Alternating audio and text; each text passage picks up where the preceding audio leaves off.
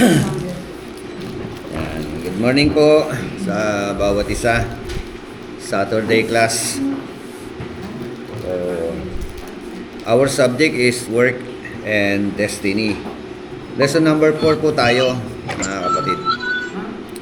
Work and God's eternal purpose.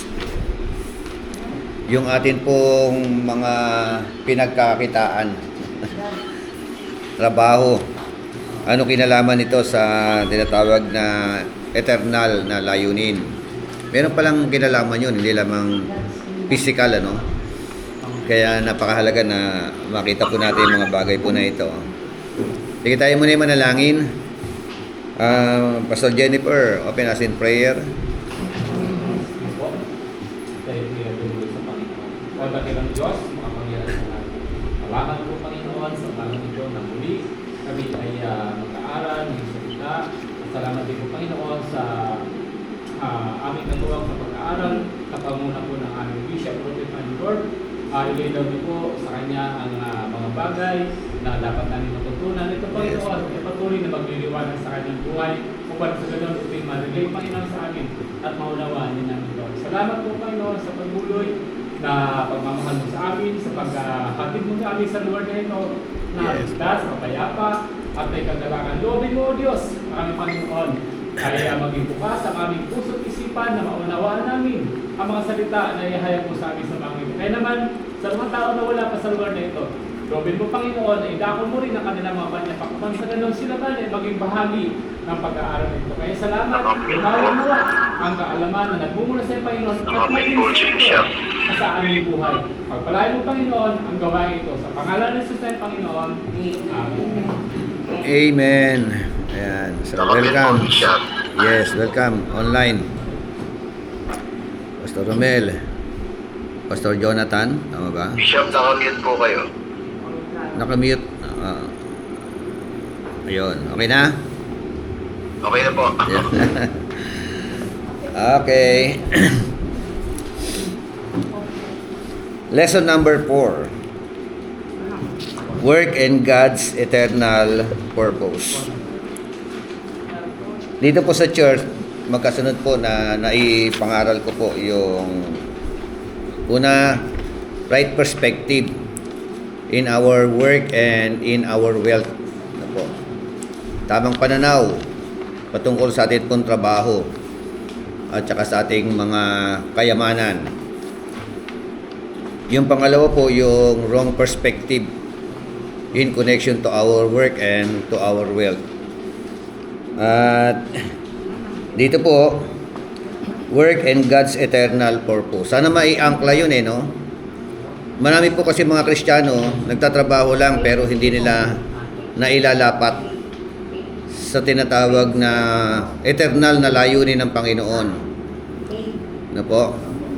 Kaya napakahalaga na maiangkla po yun.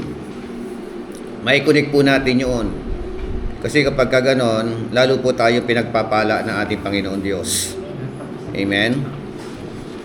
So, sa atin po subject na discovering our destiny at saka achieving our destiny, natalakay po natin doon yung tinatawag na Dominion Mandate. Good morning, sir.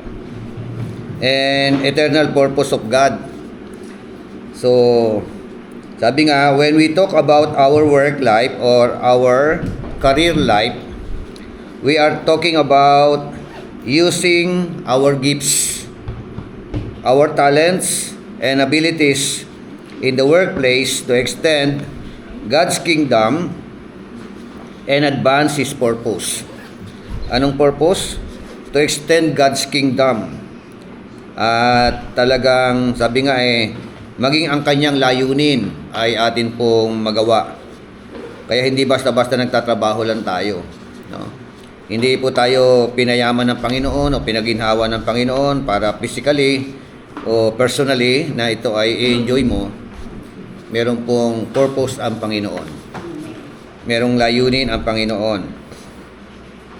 Ang pinakalayunin niya, siyempre tayo po ay maging kingdom provider. Amen? So, mag-provide para sa gawain ng ating Panginoon. So, Roman number 1, ang manual po natin, God wants His kingdom to come on earth as it is in heaven. Meron kayong manual? Work and Destiny? Join ka na lang po yan. Letter A. Letter A. Jesus instructed us to pray that His kingdom come and His will be done. Roman number 4.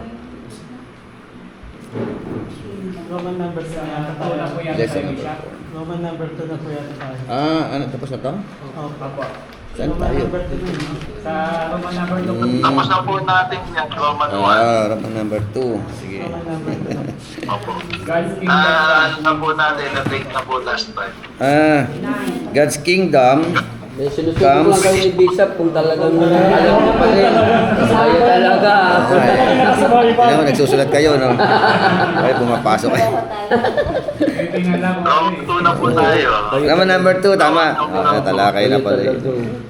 Sinusubo lang Sige. Naka-live naman tayo. Okay naman yan. Natural lang ang magkamali. Amen. Roman number 2, God's kingdom comes when His purpose is exalted in every area of society. Ayan. His purpose is exalted in every area of society.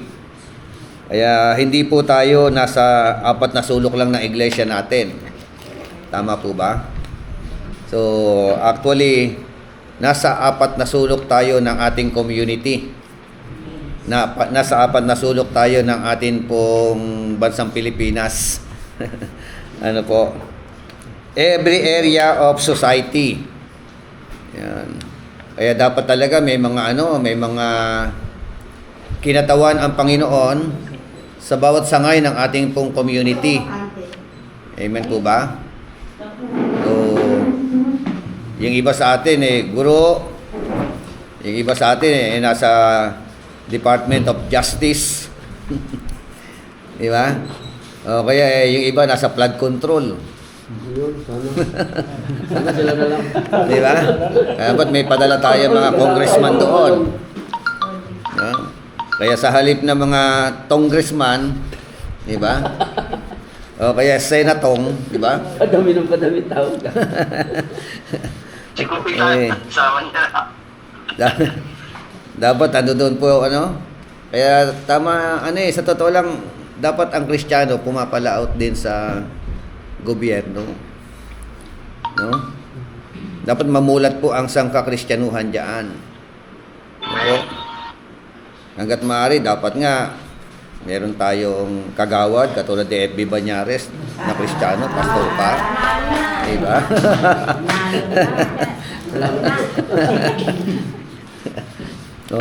Kapitan, na Christian, mayor na Christian.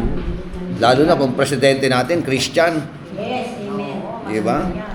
Katulad doon sa sa South Korea. Mabilis na lumalaganap ang Kristyanismo. Di ba? Hindi sarado yung mga mata ng mga sarado kaisipan ng ibang mga Kristiyano. Marumi daw ang politics. Alam niyo kaya nagiging marumi ang politics dahil nga marumi ang mga namumuno. Yo. Di ba? Kaya nga sabi nga ng kasabihan, all it takes for evil to succeed is for good man to do nothing. Yun lang. Ano mo yun? Napakahalaga naman na yun. Magpapasasa sila dyan. Hindi naman mabubusog ang bulsa niyan. Kahit bayong-bayong na pera pa yan. Kahit ilang bayong yan. Kahit na truck-truck na pera pa yan, padala mo dyan. No? Pagpapasasaan lang nila ang pera ni Juan de la Cruz. Di ba? Ang Pilipinas, hindi po tayo mahirap Totoo po. Mayaman tayo sa resources. Naghihirap ang Pilipinas dahil sa mga buwaya.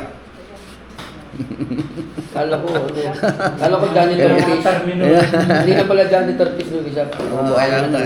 Sa mga buwaya na nasa gobyerno. Di ba? Kaya nga every area of our society. Diba? Guro na Christian. May mga ganun eh. Dapat abogadong Christian. O kapag ka nandiyan tayo yung mata. Tama ba? Watchman. Ikaw ang watchman o watchman. Diba? At ikaw po pwede maging advisor nila. There are two aspects of the kingdom of God that are taught in the Bible. Dalawang aspeto in connection to the kingdom of God na itinuturo ng Biblia. Letter A, the general sense. Pangkalahatang pananaw. No? In general sense, the kingdom of God refers to the realm of God. Realm of God. R-E-A-L-M. Real. Realm of God. Paghahari ng Diyos, di ba? That includes everything in the universe, whether seen or unseen. So, in the general sense, there is no way to not be in God's kingdom. In this sense, God's kingdom is over all, and it is from everlasting to everlasting. Amen? Basa po, Psalms 45 verse 6. Iyang tronong tinanggap mo, nakaloob ng Diyos, isang tronong magtatagal at hindi na matatapos. Matuwid kang maghahari sa bansa mong nasasakupan. Yan. Your throne, O God, is forever and ever. A scepter of righteousness is the scepter of your kingdom. Amen? So, sa awit 145 verse 10 to 13,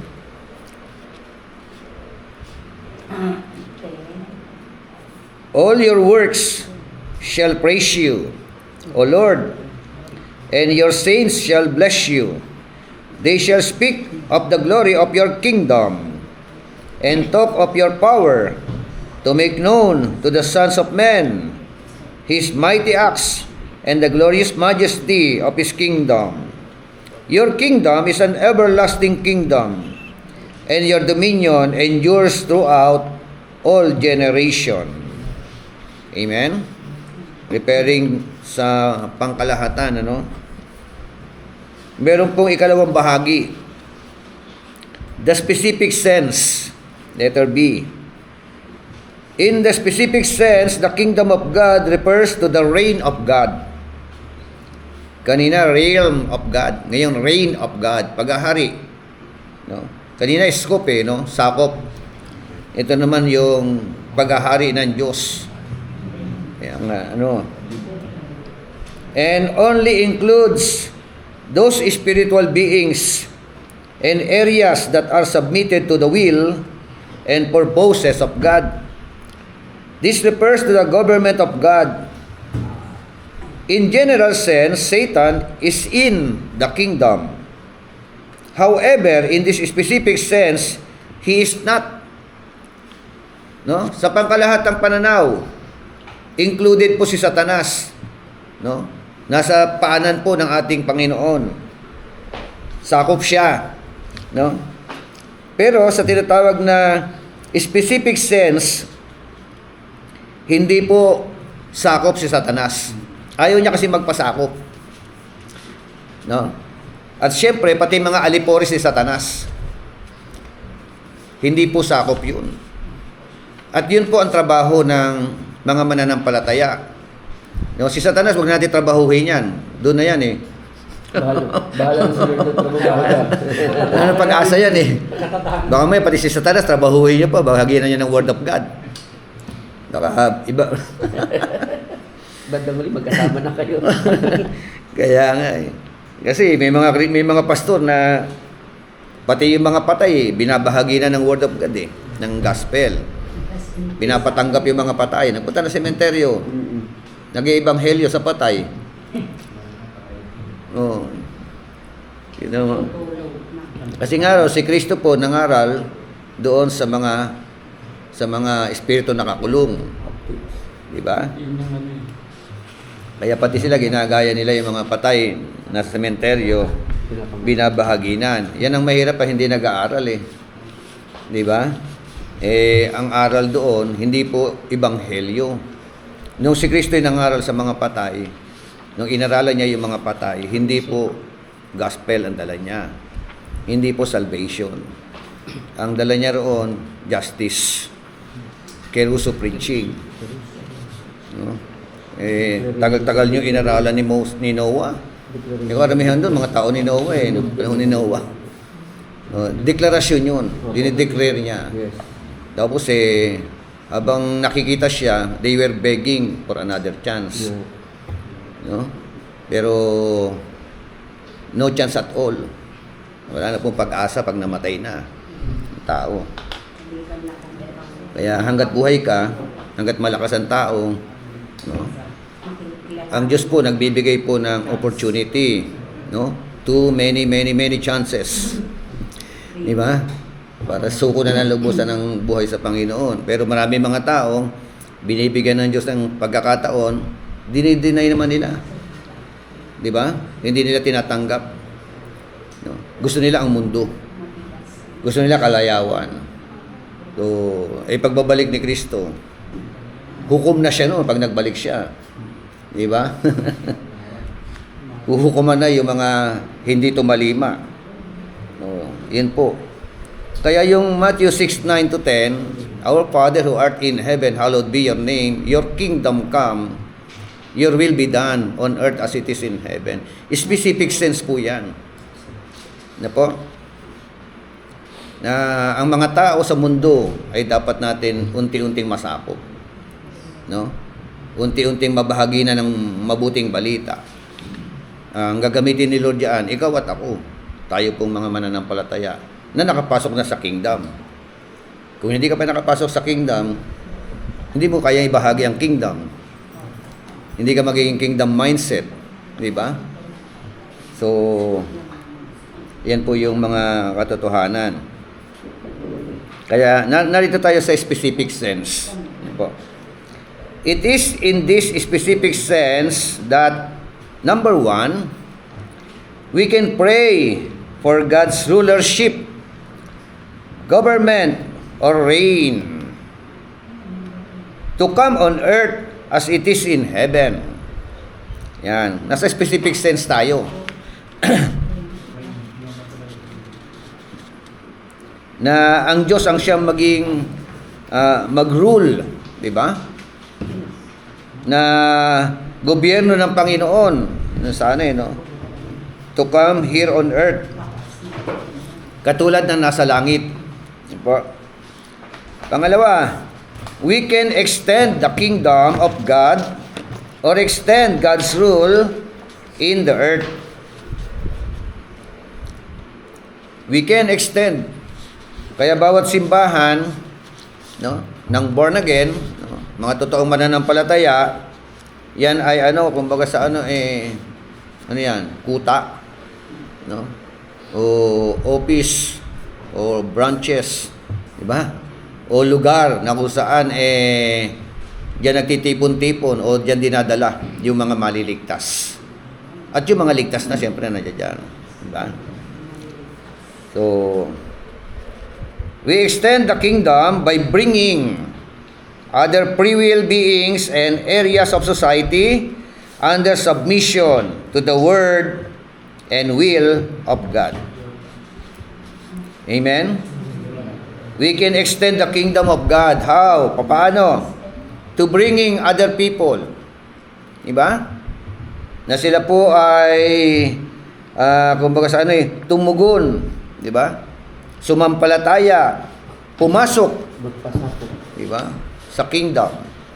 Diba John 3:3? John 3:5? Except a man be born again, he cannot see the kingdom of God. Ang unang experience, seeing the kingdom of God. After seeing the kingdom of God, except a man be born again, except a man be born of water and spirit, he cannot enter into the kingdom of God. Amen? So, sino po magiging instrumento ni Lord? to extend God's kingdom. Ikaw, di ba? Umpisahan mo na sa bahay nyo. Ayan, di ba? Ang tanong, yung kingdom ba ni Lord nararamdaman sa inyong mga tahanan? Yung mga anak nyo ba nakapasok na sa kingdom? So, problema rin po, Bishop, yung mga pastor. Kaya nagkakaroon ng mga hidwaan o division sa church kasi akala nila, kingdom nila yung binibuild. Yun, oo, totoo Oo, yun. vessel church lang kami, oh. Parang So, ganun. nagkakaroon tayo ngayon. Kaya nga, maganda ang pantas eh. Oo, diba? Sinisira tong wall na to eh. Mayroong Nakikita unity. niyo yung sama ng mga pastor sa pantas. It is not about the name of the church, but it is the name of Jesus. Kasi yung kingdom ni Lord ang inaano natin eh. Kami so makita mo, sila nagyayabang. Kingdom nila yan. Hindi naman maiwasan. Ha? Hindi naman maiwasan. Ay, may iwasan yun, Pastor. Pag sabi nga ni Elisa, pag ikaw ay kingdom mindset. Kingdom mindset. Kingdom Baka of hindi pa God, born not again my yan. kingdom come. Meron talaga. Pero yung mga tao, no? Pero may iwasan po yan pag nabuksan talaga yung ating kaisipan. Actually, lahat ng tupa na meron tayo, ipinagkatiwala lang ni Yun. Lord. Lahat yan tupa ni Lord. We are under shepherd. Lahat yan God's shepherd. Si Lord ang shepherd niyan. Yun dapat na maging mindset natin. Opo. Amen? Pag hinawakan mo yan, pagka inangkin mo yan, ay ikaw na yung king of that kingdom. Magtataka siya ba't ang hirap magpastor? Kasi yung kingdom mo eh. Tinatayo mo kingdom mo. Opo. So tayo tagapagtayo lang ng kingdom ni Lord. Di ba? Kaya nga sabi, no? Ganito kayo manalangin, no? Dapat ma-open up yung mga tao natin. Pagka nabuksan diyan, nako. Kasi pasamantala lang tayo dito sa lupa eh. Akala natin kahit yung mga miyembro natin, yayaman sila, hindi pa rin kingdom ninyo tinatayo ninyo eh. Di ba? Dapat yung pumunta tayo sa aspeto na kaya ka ganito, kaya ka mayaman, kaya guminhawa buhay mo, kaya binigyan ka ng magandang trabaho, for you to become His instrument, no? To build God's kingdom. No? Sa kaperahan, manpower, di ba? Kung ikaw pastor, manpower. Kung ikaw naman businessman, businesswomen, di ba? No, money power. Pahayuin mo yung pera mo. Di ba? Yun ang ano ron eh. So, hindi po magiging kuripot ang mga miyembro natin. Yes, pag naintindihan. Amen? Oo. Kanina nga eh, alam mo, sa totoo lang, iniisip ko, meron ano eh, may mga taong yung inaakala mo na hindi po pwede maging daluyan ng pagpapala o ganun. Kasi nung araw, tinitingnan ko yung flow ng giving ng tao na ito. Hindi ko nakikita na meron siyang mga binibigay o meron man maliit. Maliit. Pero nung nabuksan siya sa kingdom mindset, every time na meron deal, diretso sa akin. 3,000, 4,000, diretso na sa akin. So, kanina nga nagbigay. So, sabi ko sa isip ko, yung kahit pala bato po pwedeng dumaloy yung tubig. Di ba? Dumaloy. Kaya naman, ang dami niyang kliyente. Ang dami siyang madaming pinapadala si Lord ng mga kliyente. So, kanina nagbigay sa akin 7,000. Yeah. Basta naintindihan talaga. Oo. Magaang sa kanila, hindi sila nanghihinayang. Pero kapag kingdom mo ang iniisip mo, no? Bahay mo, sarili mo, personal. So, manghihinayang ka talaga. Di ba? Yun nga, kaya napakahalaga yung si Brother King. So, Pati si Pastor Jace, abot na niya rin. Si Pastor Jace. oh, naging siya. Pero dati, tinitingnan ko yung offering niya. Makunat. 20, 50. Pero ngayon, libo-libo na ako magbigay. Yeah, pwede pala yung ganun, no? Kung mabuksan lang yung mga miyembro natin ngayon, lalo na yung mga miyembro natin, mga kabataan natin. Actually, ang breakthrough nila sa pagiging faithful nyo sila. Oo. Kahit anong bigay mo ng tithes and offering mo, tapos hindi sapat. Kaya pag ako may Pastor, tithes and offering, pag pinag-pray ko, Lord, pagpalain mo siya ayon sa kanyang katapatan. Kasi ang hirap naman mag-bless ka ng sobra-sobra, hindi naman tapat. Kasi merong, ito, dagdag ko na. May tatlong types of tithing. 3 types of tithing. Ang unang types of tithing, malakyan, malakay. Di ba? Common yan. Ginamit ng mga pastor yan noon. Malakyan types of tithing. So, saan napupunta yung tithes and offering? Sa templo. Sino makikinabang? Saserdote, mga pare, at saka yung mga libita. Diretso doon, diretso po sa templo yun. Yung kanilang tithes and offering. Malakyan, malakay. Ang malaki yan. In particular, Malakay chapter 3 verse 10. So, yung isa, yung Jacob types of tithing. No. O Jacobian. Di ba si Jacob nanaginip siya, humiga siya sa bato. Tapos nanaginip siya. Sa kanyang pananaginip o pangitain, nagmamanhik manaog ang angel. Kaya pagising niya, sabi niya, tinawag niya munang Bethel. Bethel, yung lugar na yon. Sabi niya, nangangako ako na lahat ng kikitain ko ay ipagkakaloob ko. Yung ikapu ng kikitain ko. That is his promises. So, ano klase yung tithing yon?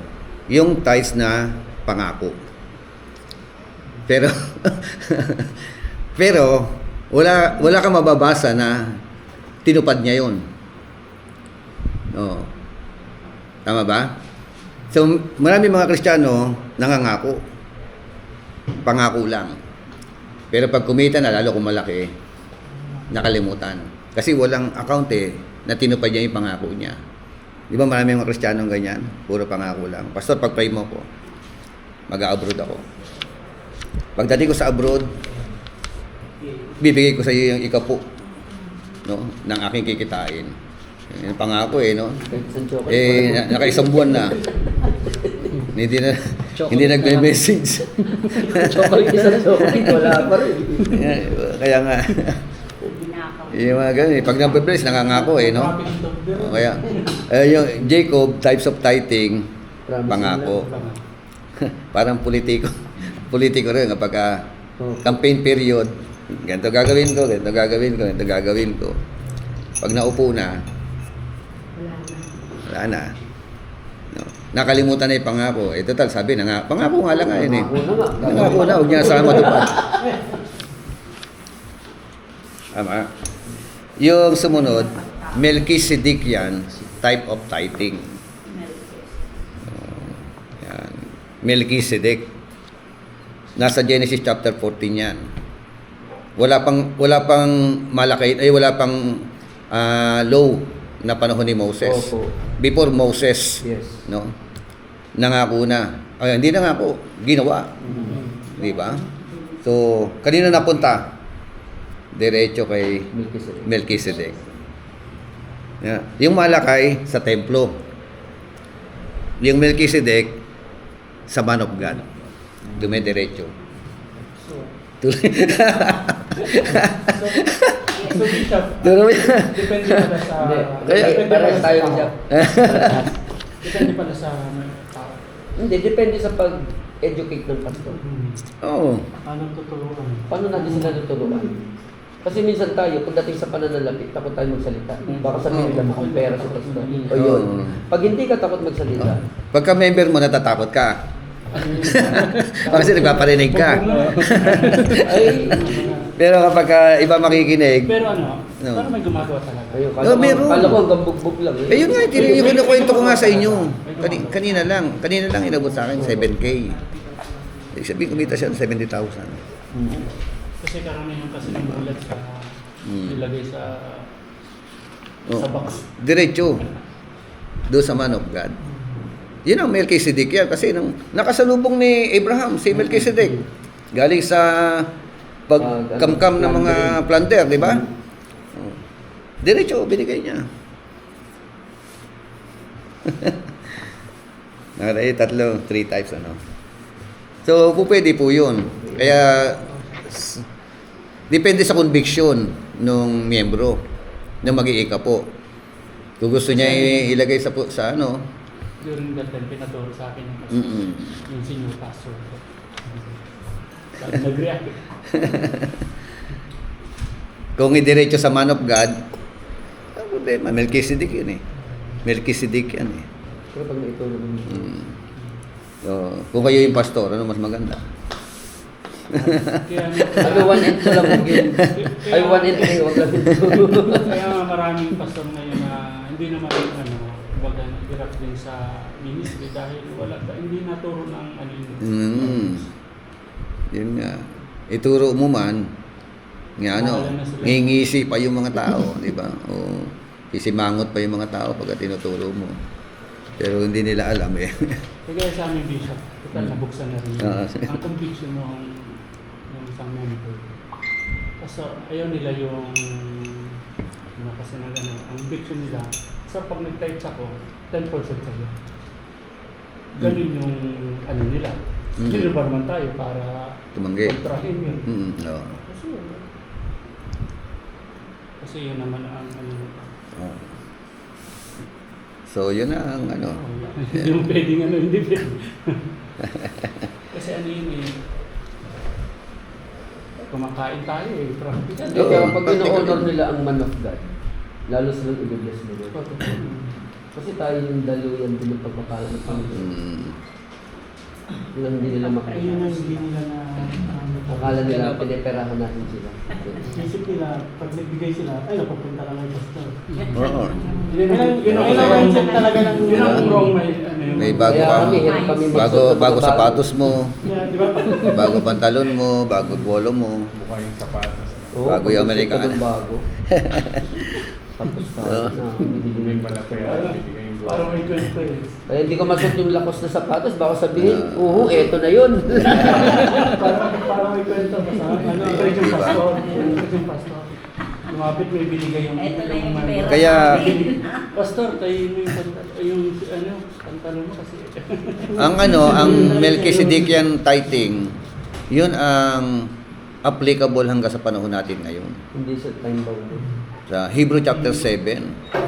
Kasi si Jesus Christ yung ating ano eh, di ba? Pinakapunong pare eh, punong saserdote eh. Na minsan lamang naghain ng kanyang dugo. Enough na yun Ang eh. isang inaano din nila dyan, yung tearful giver. Oo, yeah. Yun ang inaano nila madalas ngayon eh. Tearful giver. Hebrew 7 yun, Bishop. Hebrew chapter 7, baybayin mo yung Hebrew 7 na yan. About- O sino si Melchizedek dyan? Walang pinagmulan yan, walang ano. Anak ko po yun. Alam mo pa, Melchizedek? Ang pangalan Buti ko. ikaw tatay. Pero yung si Melchizedek, walang tatay eh. Walang nanay. Walang Walang Ang pangalan ko kasi genealogy. ang pangalan ko Melchizedek. Di ba? Ang ganda ng pangalan na yun. So, turo niya yan. Maganda yon. Nice. Now, Roman number 3, God's kingdom is extended through believers Yan na. who represent His purposes in life. No? Ikaw yung magre-represent. Tayo mga mananampalataya. No? Yung purpose ni Lord. No? Ikaw ang ambassador. Di ba? Ikaw ang congressman. Kasi kinatawan eh. Di ba congressman kinatawan? Ang congressman kinatawan ng Distrito 1, Distrito 2, Distrito 3. Oh, kinatawan ka. Di ba? Alang-alang sa mga taga Distrito 1, punta ka doon. Ganun ang congressman. Di ba? Kaya tayo mga kinatawan tayo, congressman. Hindi naman katabi mo, mukha bang congressman? Congressman na. Marami nang naipin pa. So, Malaki lang po ang tiyan. Kaya nga, sabi nga, dapat every area of society, nandyan tayo. Yes. May Kristiyano. Huwag mo nila ilayo si Mayor Bico.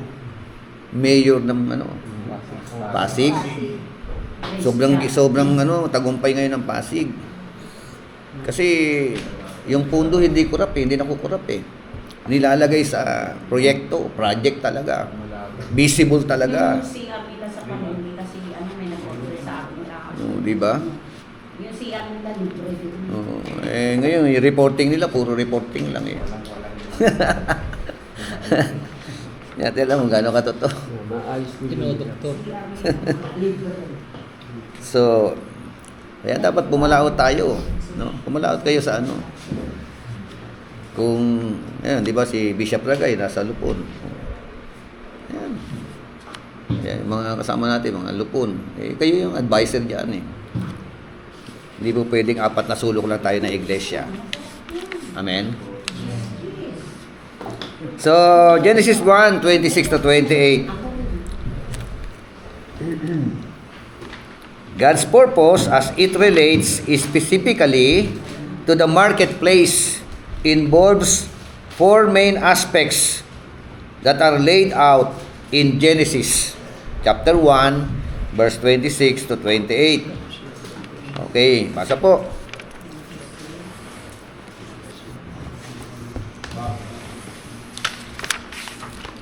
One 26 to 28. At sinabi ng Diyos, dalangin natin ang tao sa ating larawan ayon sa ating wangis. At magkaroon sila ng kapangyarihan sa mga isda sa dagat, at sa mga ibon sa ikapawid, at sa mga hayop, at sa buong lupa, at sa bawat umuusad na nagsisiusad sa ibabaw ng lupa. Hanggang 28 na yan. At nilalang ng Diyos ang tao ayon sa kanyang sariling larawan. Ayon sa larawan ng Diyos, siyang nilalang niya sila ng lalaki at babae. At sila'y binasbasan ng Diyos at sa kanila'y sinabi ng Diyos, kayo'y magpalaanakin at magpakarami, at kalatan ninyo ang lupa at inyong supilin, at magkaroon kayo ng kapangyarihan sa mga isda sa dagat, at sa mga ibon sa impapawid, at sa bawat hayop na gumagalaw sa ibabaw ng lupa. Amen. So, ang ganda, no? So, ano-anong katangian na meron yung nilikha ng Diyos na yan? Sabi ng verse 26, let us make man in our image. Amen? In the image of God, God created them. Amen? So, ang mamamahala, imahe ng Panginoon. Diba? Let them rule. Yung unang blanco, character. Character.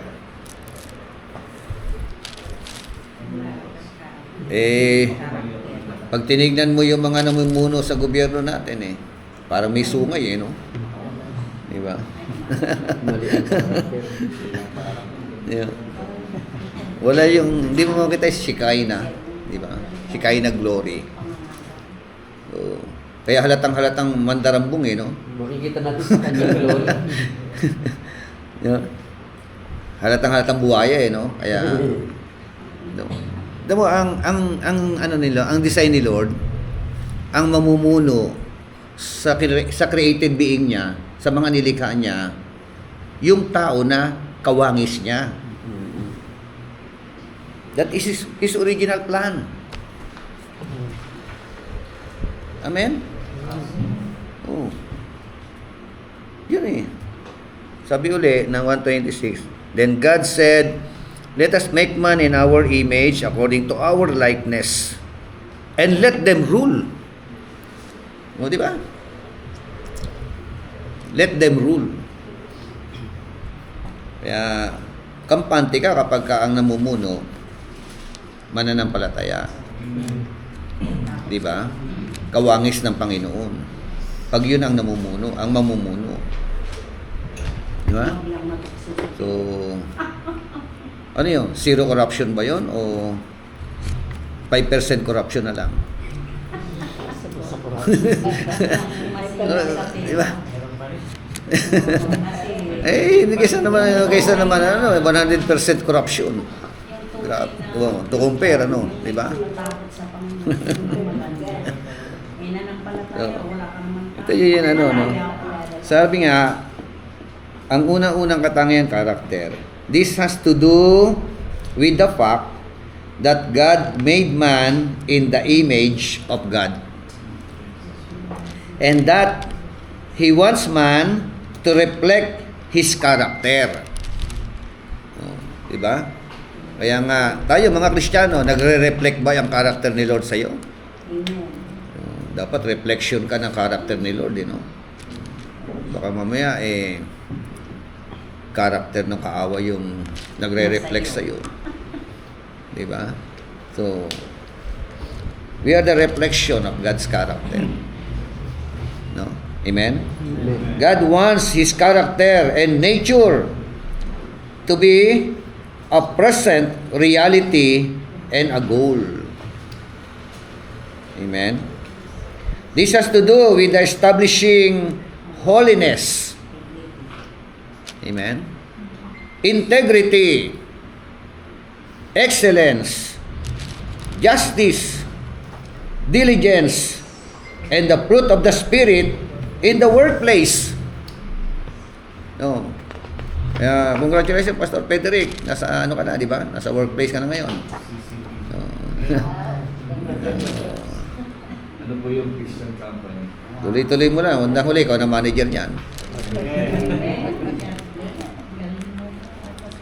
So, nulit ko, hindi lang tayo sa apat na sulong na iglesia naglilingkod kay Lord.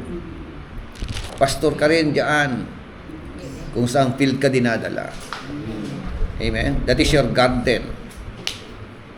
So, be a blessing in the workplace today. Nandiyan dapat ang integridad. Pag nasa workplace ka, di ba? Nandiyan yung katarungan. Nandiyan yung tinatawag na excellence. Oh, yun pala, Letter B, relationship. God created man for the purpose of relationship. And He wants a personal relationship with all of His creation all of the time. Yan. Di ba, All the time. Yan. All of the time. All of the time ito, Kaya niya kinreate ang tao in His own image. Parang yung bang establishing relationship with Him. Personal. Di ba? Personal. Di ba kausap niya nila? Nandiyan ang Diyos Nakakadaupang palad nila, nakakwentuhan nila ang Panginoon Nung hindi pa sila nagkakasala. Di ba? Ganda-ganda ng kalalagayan nila doon. So, yun ang gusto ng Panginoon, magkaroon ng tinatawag na personal relationship with Him. Amen? Establishing a healthy relationship with our God. So, in order to have a relationship with God, we must be going the same direction that He is. Amen? Siyempre, kung anong lakad ng Panginoon, lakad mo rin. Diba? Banal ang Diyos, lalakad ka ng kabanalan. May integridad ang Diyos, may integridad ka dapat. Hindi po pwedeng nasa south ka, nasa north siya. Diba? Ito yung will ni Lord, ito yung will naman ang kalaban ang gagawin mo. Hindi ka ma-establish ang relationship doon. Amen? So, kung siya yung Panginoon ng buhay mo, kung anong pinagagawa niya, yun ang gagawin mo. Diba? Naalala niyo, naglagay siya ng bungang kahoy ng pagkakilala ng mabuti at masama. For them to prove, na prioridad nila ang Diyos, masunurin sila sa Diyos. Binigyan siya ng laya to make their choices. Diba? Kaya sabi, life is not a series of chances. It is a series of choices. Amen? Hindi sila ginawang robot. Diba? So, we must not allow our relationship to be breached by betraying Him in the marketplace. Huwag daw po natin hayaan na yung relasyon natin na ito sa Panginoon ay para bagang itinatatwa natin siya. Diba? Kasi may mga Kristiyano kapag ka Sunday, Christian. Diba? Nag-speaking in tongue pa. Paglabas. Pag nasa field na, Ibang tang na. di ba? Kung magbiro, walang patumangga, di ba? Pagkausap yung mga workmate niya, di ba? Pag nagyoyosi, nagbe-vape. Di ba uso sa kanila yung vape eh, kahit babae. Lalo sa mga Ganun eh. Pag may party, may mga ganun eh. Pag may okasyon, actually may mga Kristiyanong ganyan eh. Pag may okasyon, pastor, pamisan-misan lang naman ito. Birthday. Pastor ano ngayon? New Year. Kaya, konti lang. Inom kami, konti lang. Ba't na huli konti-container na eh? gulong. Di ba? Nagsimula sa patikim-tikim. Magkatanong din siya pa. Simula sa pagkakas. Yan. So, dapat hindi po natin siya itinatatwa. Dami mga Kristiyano parang Judas eh, no? Judas Spirit. Di ba? Walang pagpipili. Paglinggo, umiiyak pa kay Lord. Makakanta pa kay Lord. Wala siyang Diba? bunga ng Tumutugtog espiritu kay Lord. ng Panginoon. Pag nakasama yung mga kompadre, di ba? Ibang Lord na naman yung kanyang betraying eh, no? Kaya kailangan meron tayo tumatayo tayo sa pananampalataya natin. Hindi natin, yung mindset natin hindi yung ma-please ang ibang tao. Ma-please natin palagi ang Diyos. Amen? So, we must see our mission to see others brought into relationship with Him by our witness to the world. Amen? Dapat na makita po natin yung ating misyon. Ano yung mission natin? Makita natin yung mga tao na madala natin sila sa Panginoon sa pamamagitan ng ating mga testimonya. Diba? Mga patotoo. Minsan hindi natin madala yung mga tao kasi nga hindi maganda ang ating patotoo. Tama? Yung ginagawa ng Panginoon, pagsubok sa pagkakas. Wala namang patotoo, hindi Oo, patotoo. Yun, wala na, di ba? Alam po pagkakas. Diba? Testimony. Minsan, magaling ka mangaral. Magaling ka manermon. Pero yung buhay mo, lihis sa sermon mo. Yun lang. Di ba? Paano mo madadala? Titingnan muna nila yung lifestyle mo. Yung buhay mo. Yung pananalita mo. Minsan, ganito eh. Pag nagsishare ka ng Word of God, para kang banal. Nung magalit ka, naging demonyo ka naman. Di ba? Kanina narinig ka, praise the Lord, hallelujah. Later on, narinig ka na naman nung siniran mo ng maamong-maamo ka, naging, bakit ganun? Biglang nagbago yata yung anyo. Nung magalit, Hindi na praise the Lord. nagputo-kutsinta naman. Cinta na. Di ba? Paano ka makakaakay? Bato-bato sa langit. Oh, yung mga abutin dito ng mga Kristiyano dyan. Okay? Dito sa pag-aaral natin. Actually, dapat pedagogy, di ba? Ang pedagogy, teaching. Ang homiletics, preaching. So, 70% teaching, 30% preaching. Ayan, preaching yun, di ba? Yung mga binabanggit ko na yan. Parang, yun yung ano na, sa pulpito, 80% ang preaching dyan. 20% ang teaching. No? Kasi dapat yan talagang ano ka, bumabanat ka sa pulpito, dynamic talaga dapat. Di ba? Bishop, paano po kayo yung mga pastors na tawag doon, alam nila na sa mali yung kawan nila, pero dahil nasa tawag doon, yung iniwasang masaktan, applicable po ba yun sa pagtuturo o pagtuturo?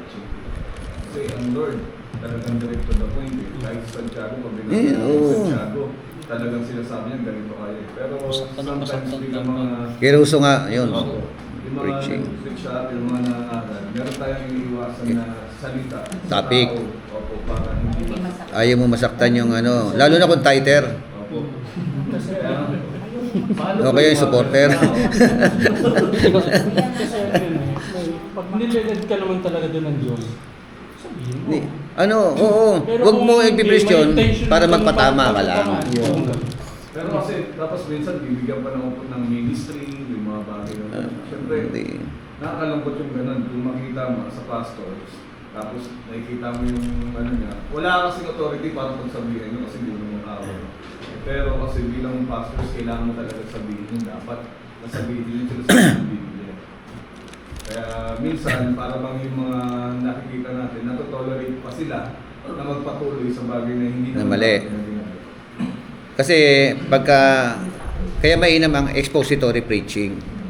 Pagka hinihimay-himay mo yung talata, matatamaan at matatamaan. Kasi yun ang daloy eh. No? Kaya mas safe ka na mangaral ng expository. Ini-expose ko lang yan. Na yun, kung yan ang buhay mo, bahala ka. Kasi, Panahon ko talaga no, tawagan. diba, meron dyan babaero. Like for example, may babaero dyan. Ang ini-expose mo yung life of David na nagkaroon siya ng relationship kay Bathsheba. Mahilig maligo sa bahay. O, di ba? Si David ang kinukwento mo. Pero may tinatamaan. Di ba? Huwag mo sasabihin, actually meron dito niyan eh. Nakapula. Wala na Bago lang sa pangalan. Bawal na yun. Di ba? Bawal na yun. Pagbaba ng pulpito. Oo, delikado. Kaya nga, Basic na yun. si David ang tine-expose mo. Bahala ka kung makonvict ka dyan. Di ba? Tama po. Ganun yun. Hindi ka mag-preach ng topic na yun for the sake na magpatama. Hindi yun ang purpose mo. Kasi, Ang purpose mo, matuwid sila. Paano kung pag yung pastor, meron doktrinang hinahawakan? For example, ganun nga. Meron tayong hinahawakan na bumabago. Pero how many years na? 3 years, 4 years, until now, ganun pa rin. Ibig sabihin, may pagkukulang po. May pagkukulang talaga. So, hindi puro dapat itching ear eh. Yung pangiliti ng tenga lang ang preaching. Kailangan talaga may kirot talaga eh, di ba? Okay. Relationship, yan ang gusto ni Lord, no? Kaya tayo po, establish our healthy relationship with our God. Yes. Amen? Amen. Letter C, reproduction. Yan, reproduction. Nandiyan yun, di ba? Sabi niya, be fruitful and multiply. Amen? Humayo kayo at magpalaanakin. Magre-reproduce ka ayon sa iyong, di ba, katauhan. Yan, dadami yung mga banal, ano? Sabi sa kanila hindi pa nagkakasala nun eh. Sabi kasi ng iba, may mga doktrina na naman eh. Kung hindi raw nagkasala ang tao, hindi raw dadami. Kasi nung nagkasala, doon daw namulat ang mata. Nagsiping. Hindi. Para-paraan lang. Mga interpretasyon ng mga unbiblical, yan yung human assumption, human theology. Yeah. Di ba? Kaya kailangan talaga nag-aaral din eh. Para hindi makulto. Di ba? So, before na ang tao magkasala, mandated na sa kanila na sila ay magpalaanakin. Tama? Sinabi na sa kanila yon, be fruitful and multiply. Genesis 1:28 pa lang yun, 27, 26. So, reproduction. Biro mo, ang ganda nun, dadami mga mababait na tao. Di ba? Kasi they are created by God in the image of God. So, magsisiping silang dalawa. So, pag nanganak sila, imahe pa rin ng Diyos. Tama ba? Oh, mabait na anak. Mabait na mga apo. Maka-Diyos na mga tao. Ay di walang away, walang gulo, walang, di ba? Walang inggitan, walang patayan, walang korupsyon. Ang ganda sana ng liderato, di ba? Ang ganda ng flow. So, this translates into expansion, growth, increase, prosperity, abundance, influence, and multiplication. Ayan. Reproduction. Ayan. God's ultimate goal is that the earth be filled with the knowledge of the glory of the Lord as the waters cover the sea. Yan yung yung goal ni Lord, yung ultimate goal niya, yung lupa, yung mundo na ito, di ba? Mapuno ng kaalaman patungkol sa Diyos. No? Dumami yung mga tao na mga maka-Diyos. Kalata ng tao na mga imahe ng Diyos, kawangis ng Diyos. That is the purpose of God, original purpose of God. Di ba? So, God is the God of more, and our lives should be characterized by continued expansion. Amen? Kaya nga, yun nga, sumablay sila. Nag-disobey. Yun na yung problema nagsimula na yung chaos. Di ba? Nagsimula na yung problema. Pati lupa, nadamay. Di ba, nung sinumpa si Adan, hindi si Adan ang sinumpa, yung lupa ang sinumpa eh. O, ikaw Adan, kasi nakinig ka sa asawa mo. Di ba? Masunurin kang asawa. Yung lupa na dati tumutubo, kusa, yung mga halaman pagkain, ngayon kailangan mo na siyang bungkalin mula sa pawis mo bago lumitaw ang mga halaman, mga puno. Kaya puro dawag eh. Makit ka ng bundok, puro dawag yan. Diba? So, reproduction. And then, letter D, function. Function. God wants us to take our talents, our gifts, and our abilities and begin to do God-like function. Di ba si Lord nagtrabaho rin naman di ba? 6 na araw. Ika-7 araw na mahinga. So, may kanya-kanya tayong function. May kanya-kanya tayong ability. Yan, si Pastor Jennifer foreman, di ba?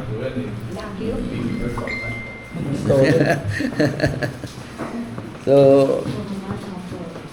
kanya-kanya. May magaling kumanta. Di ba? Meron nga, di ba? May magaling gumitara. So, iba-iba mga talents natin. Kung ano talent natin binigay ni Lord, kaloob ni Lord, gamitin natin yan for His own glory, not for your glory. Amen? Magaling ka sumayaw. O, magaling ka magboxing. Ako, magaling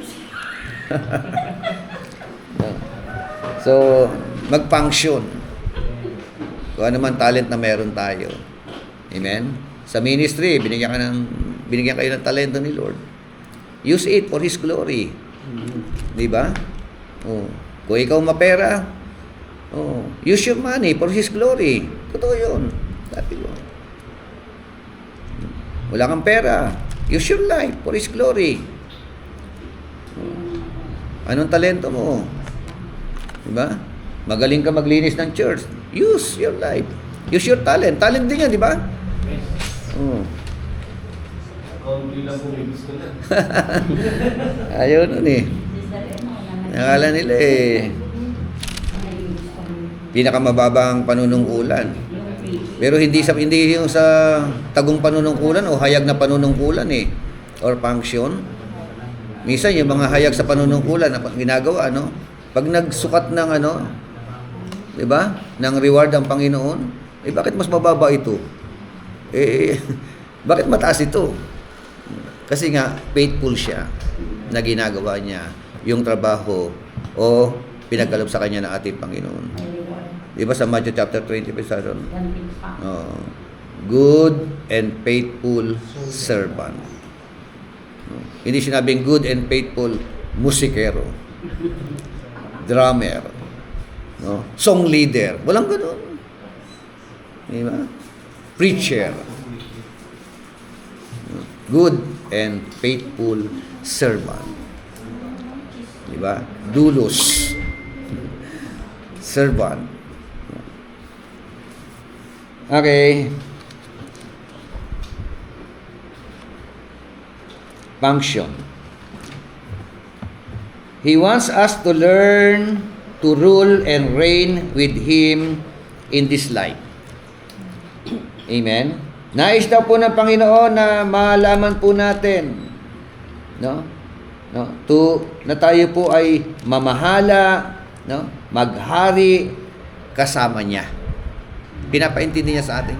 Pamamahala na kasama ang Diyos. Di ba? He wants us to be the head and not the tail. Amen? In the affairs of this earth. Oh. Ayaw ng Panginoon na ikaw ay buntot. Tingnan mo katabi mo, buntot ba o ulo? Ruler, no? Ang gusto niya, head ka. Pinuno. Mamumuno ka. Amen? Kaya hindi yung sunod-sunuran lang doon sa mga mga namiminuno. So, reigning with Him now will prepare us for reigning together with Him in eternity. Amen? Reigning with Him. Kasama mo ang Diyos. Here in this planet Earth. Diba? Yun ay kumbaga sa patikim pa lang yan. Sinasanay ka na, sanayin mo na yung sarili mo. Mamumuno ka ngayon dito sa mundo na ito, anumang field ka, saang field ka, kasama mo ang Diyos. Kasi pagdating doon, kasama pa rin natin siya eh. Amen. Yan, lagi natin isaalang-alang ang Panginoon sa bawat pamumuno natin. Pamiminuno natin sa bahay, bilang nanay ka, bilang tatay ka, di ba? Pamiminuno mo bilang ikaw ay teacher ng eskwelahan, ng mga bata na yan, na tinuturuan mo. Di ba? May business ka, namumuno ka sa business. Di ba? Use your business for God's glory. Amen? Nasa work field ka. Use your talent. Mga pinag-aralan mo, gamitin mo yan para mag-extend ang kingdom. Amen? So, reigning with Him now will prepare us for reigning together with Him in eternity. Diba? All legitimate work should be an extension of God's work. Amen? Legitimate work. Meron bang work na hindi legitimate? Diba? May trabaho ba na hindi kalooban ni Lord? No. Prostitute, di ba? Trabaho rin niya. Kung nalalayo ka sa Panginoon, Yung marami, di ba? Yung mga nagsusugal. Sugarol. Tataka ka. Walang hanap buhay. Pero ganda na cellphone. Di ba? Kumakain araw-araw. Laging Pastor Ed, di ba nakakausap mo yung anak kong babae, napunta ka sa bahay? Yung nagpapapera mo, laging panalo, pero pinag-separate. Lagi panalo. Hindi ka binabalatuan. Baka okay, ano, Bishop Tong naman yan. Like, panalo. Hindi, yan halimbawa, nanalo ng yung weteng, di ba? Medyo malaki tinatamaan sa weteng, di ba? Kahapon, nanalo na naman daw siya 6K. Pinapabayaan mo sa kung hindi pero Lalo na yung drug lord ka. Mabigat ang hatol niyan. Kikita ka nga ng mabilisan. Malaking kita dyan. Di ba? Makakapagpatayo ka agad ng third floor dyan.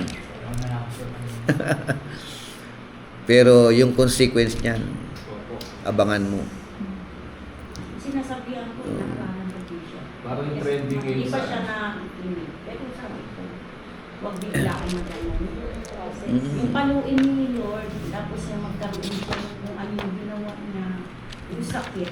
Yun nga, yung sakit. Kasalanan niya. Yes. Yun, Lord, huwag yung ano yun siya, yung ano ng buhay niya, kasi yung bigyan niya ng leksyon para matuto siya lumapit sa Panginoon. Yun ang hindi sa Panginoon.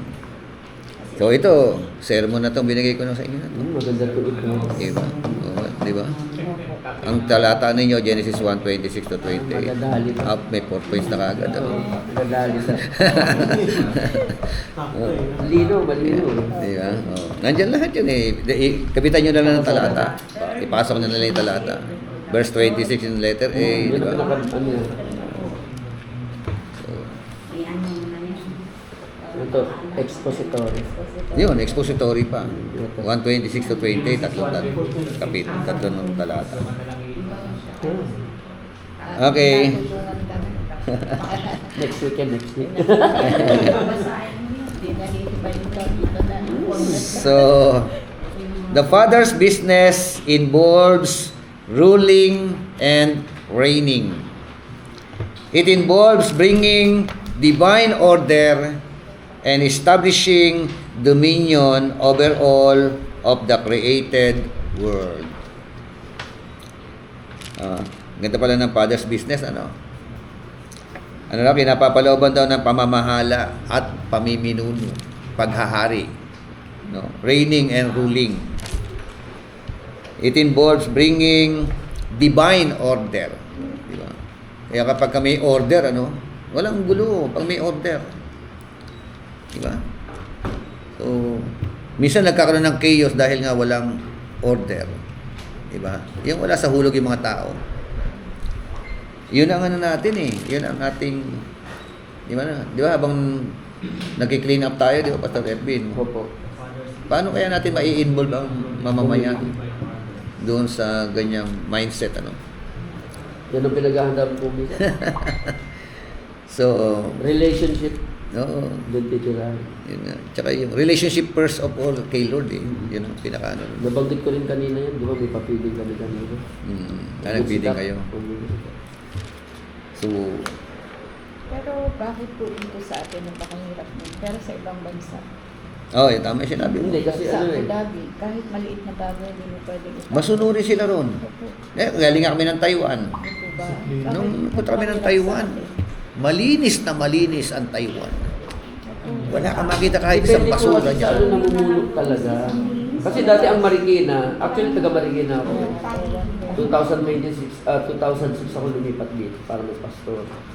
Pero sa Marikina makita mo, Yes, malinis. kahit isang kupos na siguro, pag tinapon mo, yari ka dyan.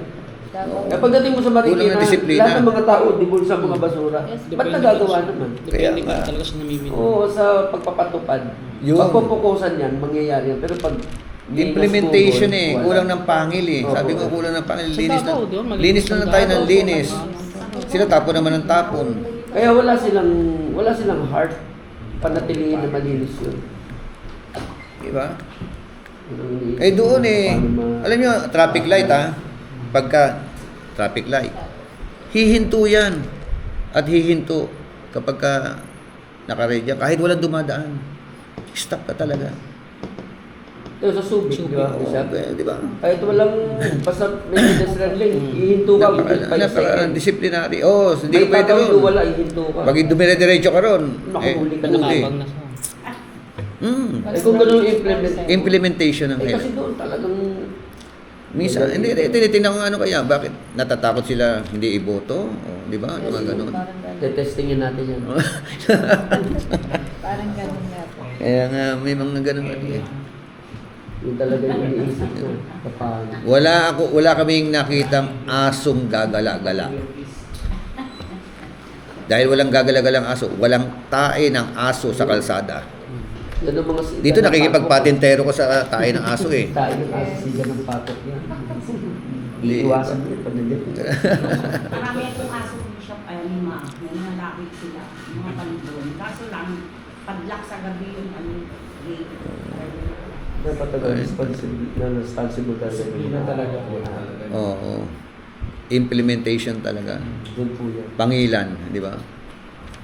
Pag pinangilan mo, magagalit sa'yo, tao. Sa simula lang yun. Kaya nga eh. Merong magagalit, may matutuwa. Opo. Di ba katulad na ni Yorme eh. Si Yorme na lang sa Maynila. Mga, Diba? sabihin natin mga tao sa Maynila, alam nyo mga siraulo yan. Uy, bakit napapatino? Kaya nga. Eh, tayo rin yung tagabago. Political will lang. Political will. Ayan, tama yung bigla. Political will. Ayun nga eh. So, yun ang gusto ni Lord na pamamahala eh, no? Maayos na pamahala. Di ba? Okay, Roman number 4. Every believer has a personal responsibility to help fulfill the dominion mandate in their area of rule.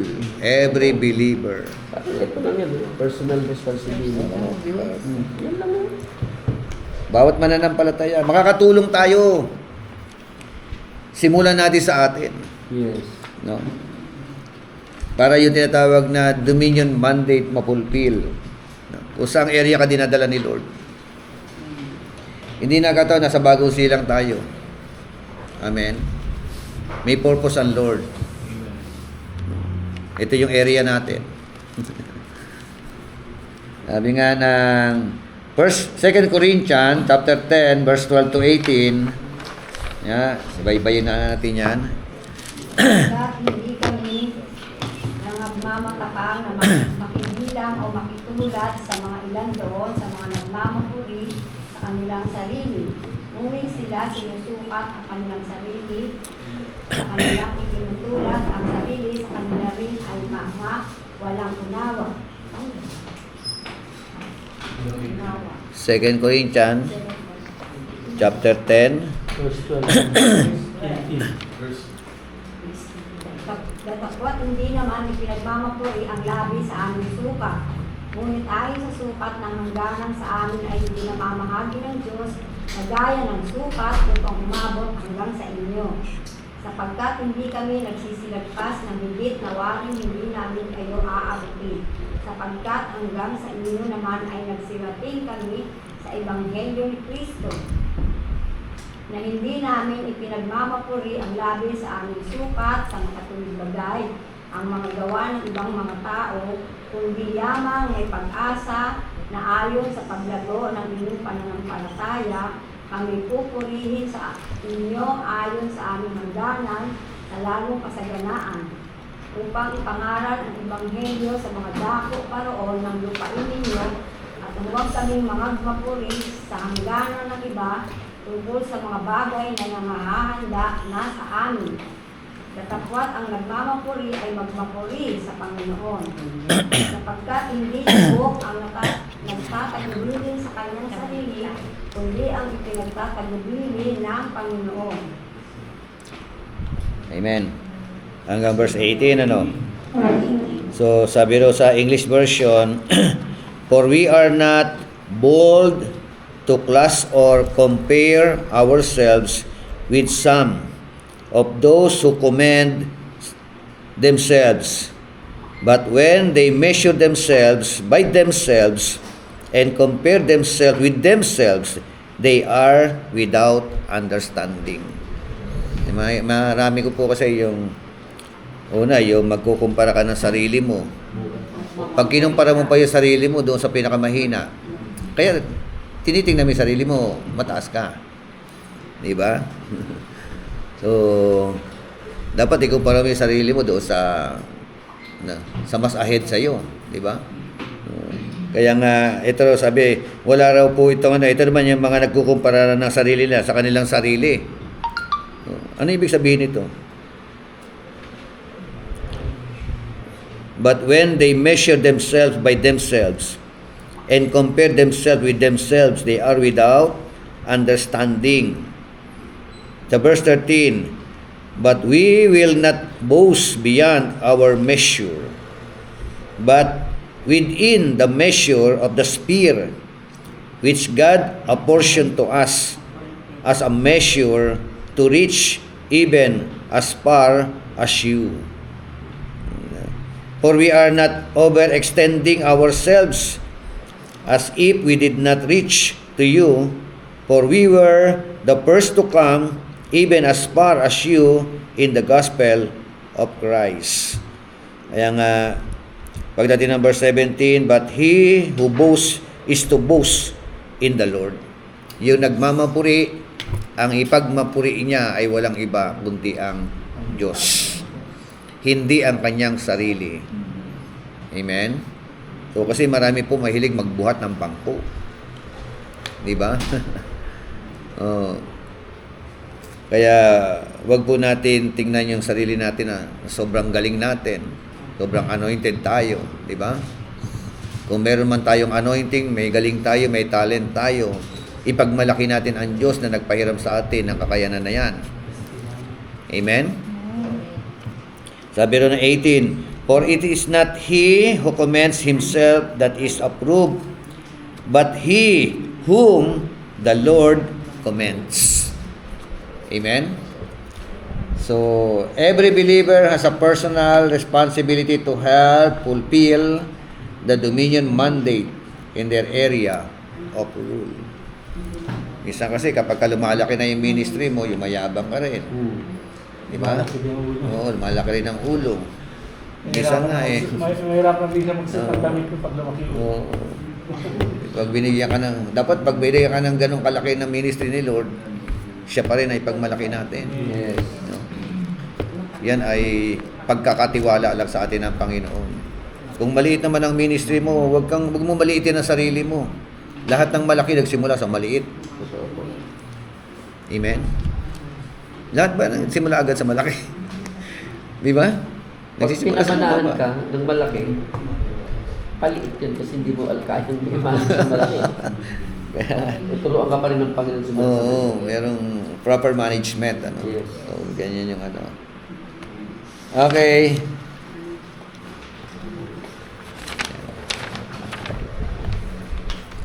Sabi ro. Meron pa tayong kalahati. Work and money. Yun.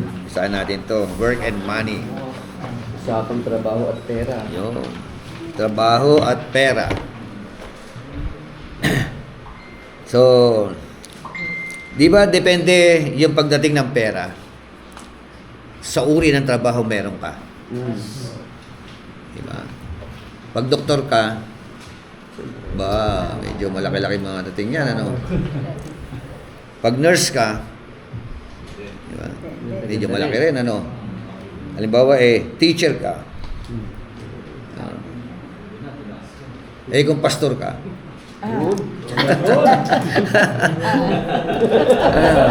by faith, di ba? So, call center agent ka, di ba? O kaya, businessman. Di ba? So, it depends upon your work. No? Pagdating ng tinatawag na kaperahan, congressman ka, di ba? Matindi lalo yan. Ha? Bayong-bayong talaga dyan. Di ba? Lagi silang kasali, no? Kasi work and money, no? Kaya lagi silang kasali. Hindi naman kami galit sa ano. Presidente, di ba? So, depende sa trabaho mo. Pag laborer ka, no, ay tupad. Di ba, may mga minimum ng wages, ano? So, pero sa Japan daw, yung mahirap na trabaho, malaki sweldo. Baliktad po. Yung mga nakabilad sa araw, mas malaki sweldo kaysa sa nasa opisina. Malalaki po. Maganda sa Japan, ano? Yung gano'n, ano? Mag-Japan na lang tayo. Parang sa Japan, pagdating dito, nakapagpatay naman lang. Hindi ba ay building eh. Sa atin So, dito, pag mababa trabaho mo, wala ka. Dito, parang Amerika tayo. So, sa Amerika, ganyan din. Sabi nga, most people get paid for the work that they do. Amen? Get paid, no, for the work that they do. When we think in terms of our work or work life, we usually associate it with the concept of money. Amen? Di ba magkasama yan? Work and money? Pwede paghiwalayin yan. Nagtatrabaho ka, walang money? Hindi binigyan na doon ng trabaho, binigyan pa ng sweldo. Wala ng trabaho, diba? Kaya sa atin maganda, di ba? Kaya lagi natin sinasabi sa mga anak natin, magtapos kayo ng pag-aaral ninyo. Para pagdating ng panahon, magaang ang pera. Di ba? Magaang ang trabaho, malaki kita. Amen? Mahirap kasi kung ikaw ay nagtatrabaho lang sa pabrika o Makati pa. Sa Laguna, meron nun din siya. Tutulak lang ng karito. Itinda sila ng mga fishbowl. Nakapagpatapos ng ano eh. Ng abugas siya. Saka architect. Kaya nga, Pwede yung graduate ngayon yung anak niya. Hindi na siya hirap magtulak ng kariton. may-ari na ng fishbowl. Hindi, tatlo na sila nagtutulak.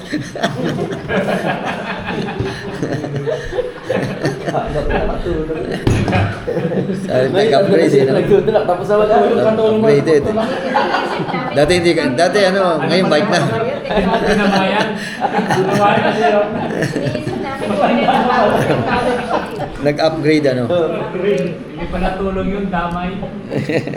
Yung gagawin seryoso. Totoo ba yung kasabihan na sinasabi ni Ed Lapis? Hindi mo kasalanan na ikaw ay pinanganak na mahirap. Ito po yun. Ang kasalanan mo, ang mamatay ka pa rin na mahirap. Tama no? Kasi meron kang opportunity. May pagkakataon ka. Guminhawa at gumanda buhay mo. Di ba? Eh, problema sa mga mahirap na ipinanganak, yung lifestyle ng magulang nila, ginagaya nila. Di ba? Sa halip na mag-isip ng ano, di ba? Mag-upgrade na yung buhay niya. Kasi Bishop, bata pa lang, anak, alam mo naman na mahirap tayo, hindi natin kaya yung ganyan. Kaya ilalagay nila sa isip Yun, bata, hindi oo. namin kaya mahirap kami. Hindi, mahirap. Mali eh. Pati yung kahirapan na ipamana mo sa pamagitan na. Natutuwa ako sa mga pastor na dating ano, talagang ano, hirap na hirap sa ministry, hirap na hirap ang buhay. Pero ngayon gaganda na ng buhay. Praise God. Amen. Marami nang matcha-challenge na magpastor. Oh, di ba? Oo, nung araw kapag pastor ka, ayaw ng mga kadalagahan, lalo na yung mga nanay ng mga dalaga, na makapag-asawa ng pastor. Gutom daw. Gutom daw talaga yan. Pero ngayon, Diba na? di ba? Gustong-gusto na ng mga dalaga na makapag-asawa ng pastor. Kasi nag-level up na rin ang buhay ng mga nag-level up yung mga pastor na kasama ko. Kasi faithful sila sa ministry, ginawa nila yung gawain ng Panginoon talaga. Binigyan ng mga anak, matatalino, mga scholar. Diba? Yung anak nila ang ginamit ng Panginoon para guminhawa ang buhay nila. Ako nga, anak ko rin ang nagbigay ng kotse ko eh. Kaya ako may kotse. Nice na. Oh, sana all. Susunod na yan. Susunod na yan. Ito yun, no? Good afternoon, good morning, sir. So, anak, kaya yung mga anak, kapag ka lumaki ng mga matitino, yun, di ba? Sila nagiging instrumento ng Panginoon para yung buhay mo umangat, guminhawa. Kasi sila nakakaalam ng pinaghirapan mo eh. Yes. Yung paghihirap na dinaanan mo, Nakita nila. nakita nila yun. Amen? So, yeah. Pero pag Bishop, siguro pag ang magulang ng pastor, magaling din talagang ipakita sa kanila lahat yan, may biyaya si Lord. Pagdating ng pagtanda nila, kaagapay natin. Yes. Pero merong mga anak ng pastor, hindi ka sa Hindi pa. pastor. Kasi nakita ngayon yung hirap. Yeah. Kaya depende talaga sa Oo. parents talaga. Bringing Motivation ng Opo. magulang na pastor. Yung mga ganun. So, yet is the purpose of work to get and accumulate money. Is money to be the most important consideration relative to work? Yun ang tanong. Ang pera ba o ang swelduhin mo, ito ba ang dapat pinaka-importanteng pagsasaalang-alang in connection to your work? Diba? Pero kapag baka mundo ka, talaga yun na yun. Di ba? Money matter eh. And if one was not gainfully employed, what would be the relationship to this thing called work? Kung ikaw daw po ay hindi po nagtatrabaho o walang trabaho, ano ang magiging connection ng work sa buhay mo?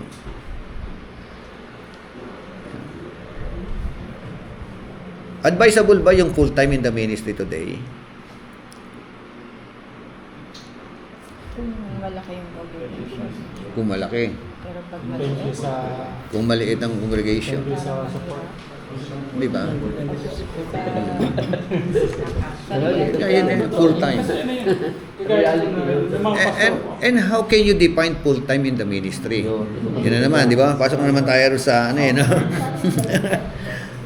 Kasi, nung 80s, nung 70s, nung 90s, ang full-time definition ng mga pastor noon, mag-resign ka sa trabaho, pumalaot ka sa ministry. That is their definition. Ganyan yung Mali na naman ang definition nila. kaya marami Na extreme na naman. Ginamitan pa ng talata, ang sino mang mag-iwan. Ganun eh. Ng kanyang magulang, ng kanyang asawa, ng kanyang mga anak, alang-alang sa akin. Yun ang mga talatang ginamit eh. Naabuso. Yeah. So, actually, our first ministry is all about our relationship with our God. Our second ministry is all about our ministry with our family. That is your second ministry. Next to God. Pumalaot ka. Ang ministry, kasi ang akala natin ministry, yun na, resign sa trabaho, hayo, Bible study, di ba? Ganun eh, attend ng prayer meeting, puro ganun lang gagawin. So, paano yung pagkain ng pamilya mo? Di ba? Sabi nga ng 1 Timothy, kung hindi mo na ipoprovide ang pangangailangan ng iyong pamilya, masahol ka pa sa hindi mananampalataya. Oh, di ba? Si Christ, hindi po siya anti-family. Pro-family siya. Amen. Kaya ako, bago ako nag-full-time, talagang dami kong bargaining kay Lord eh. Yan na, kaya ito na sa'yo. Ang dami kong mga bago ko, kasi nararamdaman ko na yung full-time in the ministry, tinatawag ako. Pero sabi ko, ganito muna. Halimbawa, sabi ko, Lord, pag nakatapos yung anak ko yung nurse, nakatapos naman. Hindi pa rin ako full-time.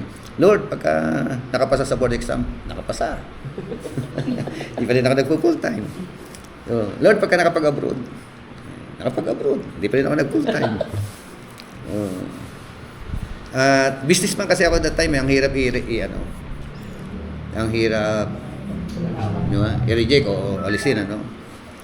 So, marami akong pera noon, marami rin akong utang. Yeah. Businessman kayo, di ba? Madaling ano. To make the long story short, yun nga. Businessman ako, pero hindi mapagawa ang simbahan. Hindi mapagawa. Hindi mapaayos. Kung inabot niyo ito dati, kung nakita niyo na ito dati, gutay-gutay.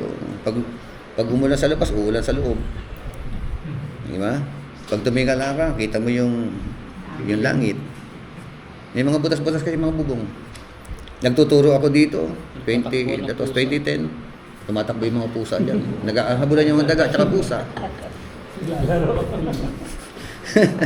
Grabe, no? Di ba? Babagyo, umakyat pa. Yung 2011 yata, yung Undoy ba yun? Yung ano? Iiyak ko kay Lord. Sabi ko, Lord, simbahan mo to. Hindi naman akin to. Bakit ganito? Di ba? So, ayun nga. Nung nag-full time ako in the ministry, doon naman bumuhos yung pagpapala. Sa una ka lang nahirapan. Kasi sabi nga a journey on 1,000 miles is always start on the first big step. Big step. Kasi hindi lahat ganun, ha. Huwag yung mag-full time agad kayo. Tapos hindi yung maranasan yung... Diba? Kanya-kanya. Kasi may Petrian calling, may Paulinian calling. So yun na nag-full time ako, yun ako. Doon naman na bayaran namin ito sa NHA, nabili ito ng anak ko. Naipagawa. So, nabilan nga ako ng coaching. So, tapos yung bukas lahat ng mga blessing. Nagkakasal ako, nagtuturo ako. May sideline ako sa barangay. Diba? Kaya hindi kasama yun. Kaya kalala, bawal yung magtrabaho ng barangay, bawal magtrabaho sa sekular. Hindi. Lagi yan. Amen? So, gumaang ang pera. Dati, marami akong pera, marami akong utang. Ngayon, marami akong pera, wala akong utang. Amen? Yun ang maganda, di ba? Kaya lang, bawal mangutang. May pahabol dito. Kaya nga, overcome natin yun. Nagpapautang ako, pero pag hindi na nakabayad, Bawal na. hindi siya uulit. Nahiya na siya, di ba? Ganun lang yun eh. Okay. Di ba sarap mabuhay ng ganun, walang utang? Malaya ka. May peace of mind ka. Kahit ganyan lang ang pagkain. Yes. Pero negosyante ka isip, nakahiga ka, iniisip mo yung babayaran. Totoo yun. Binabayaran namin Hindi sa kayo pwesto. makapag-swimming no? Yes. Pag nag-swimming ka ngayon, iniisip mo, sarado ang tindahan, walang kita, may bayad pa. Yung bayad pa. Hindi mo enjoy. Iniisip. Ganun eh. Tapos iniisip mo yung mga 5-6 na babayaran mo. Bukas doble na yan. Kaya nga, hindi ka makatulog na maayos kasi mamamakyaw ka na alas 7 ng gabi. Darating ka madaling araw. Ikaw pa magpapahango. Kaya napagod ako eh. Sabi ko, Lord, pagod na ako. Ganun pala baka ano. Tapos hindi na sapat yung kita. Parang ipinaghahanap buhay na lang namin yung mga 5-6. 5-6, mahirap yung 5-6. Hirap yan. Nakaka-torture na utak yan. Totoo. Yung 5-6 na yan. Okay. Letter A. Many people today make career choices and determine job loyalty on the basis of the amount of money that they will receive for their efforts. Amen? Marami raw po mga ganyan. So, dumidepende yung kanilang job loyalty. Saan? Sa amount of money na kanilang tinatanggap. Di ba? Letter B, some of this is due to man's fallen nature, which gives expression to many of the self-centered desires enumerated in 1 Timothy chapter 3 verse 1 to 5. Man's fallen nature. Blanco. Basa po 1 Timothy 3:1 to 5. Totoo ang pahayag na ito. Ang sino mang nananais na maging tagapangasiwa sa iglesia ay naghahangad ng mabuting gawain. Kaya nga, ang isang tagapangasiwa ay kailangan walang kapintasan. Isa lamang ang asawa... 1 Timothy 3. Tama ba? Opo. 3:1 to 5? O 2 Timothy pala, 2 Timothy. Nakita ko yung Mali. 3:1 to 5. Yes, 3:1 to 5. Dapat mong malaman na Yan. sa mga huling araw ay darating ang mga panahon ng kaguluhan, sapagkat ang mga tao'y magiging maibigin sa sarili, maibigin sa salapi, palalo, mapagmataas, mapagsamantala, suwain sa magulang, walang utang na loob at kapastangan sa Diyos. Sila'y magiging walang pagmamahal sa kapwa, walang habag, papanirang puri, walang pagpipigil sa sarili, parahas at walang pagpapahalaga sa mabuti. Sila'y magiging mga taksil, padalos-dalos, mayayabang, maibigin sa kalawan sa halip na maibigin sa Diyos. Sila'y may anyo ng pagiging makadiyos, ngunit hindi naman nakikita ang kapangyarihan nito sa kanilang pamumuhay. Iwasan mo ang ganyang puri ng mga tao. And from such people, turn away. Sabi rin, but know this, that in the last days, kailan yung last days? Di ba? Hindi sa atin ito. Panahon pa nila, last days na eh. No, sinulat ni Paul ito kay Timothy. No? That time, that is the last day. Binabasa kasi natin, akala natin sa atin eh. Di ba? Sa panahon pa lang nila, last days na eh. Kaya nga sabi nga, we are in the last of the last days eh. Yes. Yeah. But know this, that in the last days, perilous times will come. For men will be lovers of themselves. Maibigin sa sarili. Ano pa? Lovers of money. Di ba? Boasters. Proud. Blasphemers. Disobedient to parents. Unthankful. Unholy. Verse 3, unloving, unforgiving, slanderers, without self-control, brutal, despisers of good, traitors, headstrong, haughty, lovers of pleasure, rather than lovers of God. So, mayroong apat na pangingibig dito, no? Ano yung una? Lovers of themselves. Pangalawa, lovers of money, lovers of pleasure, Lovers of God. lovers of God. Amen?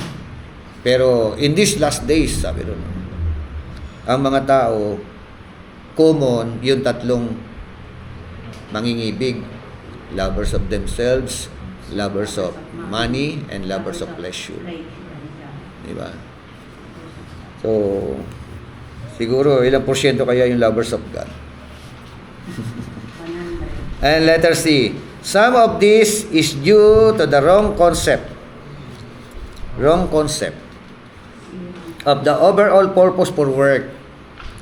If we see work as a means to get money so that we can serve ourselves and gain for ourselves all the pleasures and comforts of life, then all of our decisions will be based on how much money we can acquire for the least amount of effort. Amen? Wrong concept. Yung blanco po. And letter D, if we are going to be able to fulfill our destiny before the Lord, we must deal with the issue of the love of money. No?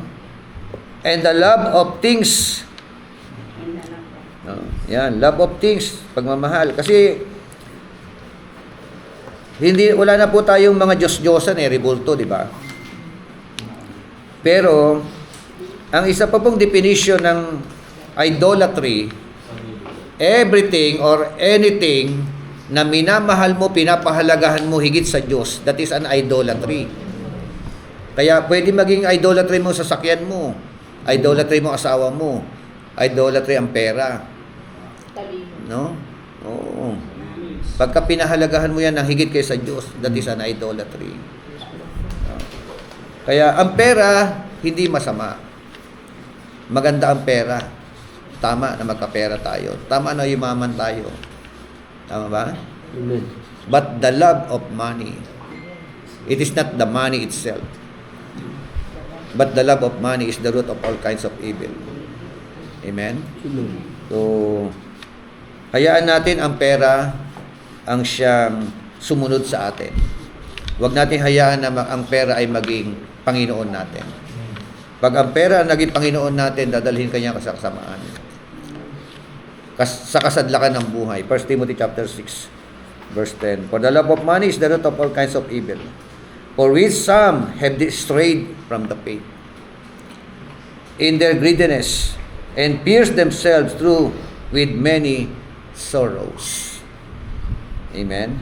In Luke chapter 12, verse 15, and he said to them, take heed, and beware of covetousness, for one's life does not consist in the abundance of the things he possesses. Ang buhay ng tao ay hindi masusukat sa dami ng kanyang ari-arian. Amen? That's all. Next tayo dito sa review God's purpose for world.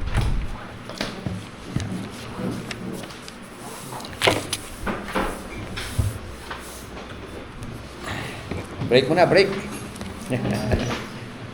Break.